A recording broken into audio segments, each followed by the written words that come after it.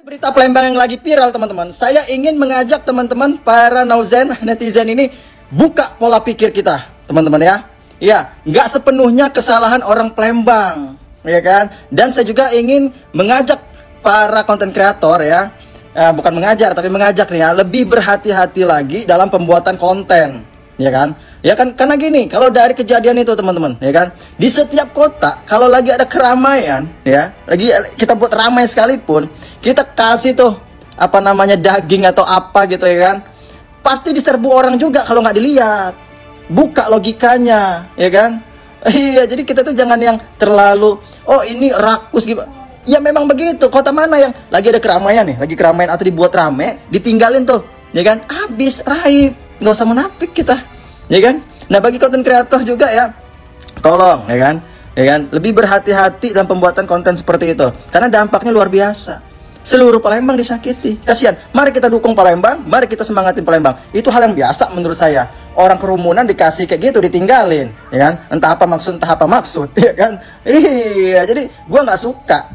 Terus terang, karena ini Bhinneka Tunggal Ika, kesatuan. Gua bukan orang Palembang, tapi gua peduli karena di mana-mana rendang lah inilah digitu-gituin, gue nggak suka. Mari kita bersatu teman-teman, semangatin. Mari kita tunjukin kesatuan kita, ya kan? Orang Jakarta tersakiti karena berita begituan, bela. Karena konten kreator pun ya, memang betul kakak itu orang baik, ya kan? Niatannya kita lihat baik, ya kan? Tapi perlu kita tinjau konten kreator gitu, ya kan? Ya kan? Ya, salah satu tujuannya karena ingin apa? Ingin membuat konten.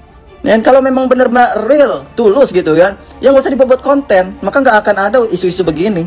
Ya kan, selesaikan di tempat permasalahannya. Tapi ini karena sudah beredar, siapa yang mau tanggung jawab? Siapa yang mau membangkitkan lagi kota Palembang? Ya kan? Kalau nggak kita ini, tunjukkan Bhinneka Tunggal Ika, tunjukkan persatuan kita. Ya, konten kreator lebih berhati-hati lagi. Ya, intinya dalam pembuatan konten seperti itu, nggak seluruhnya. Yang pertama, tadi sudah saya sebutkan lagi, saya ulang-ulang lagi biar kita buka pola pikir kita masing-masing teman-teman ya. Bersatu ayo, ya kan? Kasihan tuh kota, ya kan? Jangan sepele hal-hal begini ya. Nanti ada lagi konten-konten kreator yang begitu-begitu, ya kan? Viral. Tapi viralnya yang nggak bagus, kota itu gimana? Ya, jangan langsung ditinggalin aja gitu, ya kan?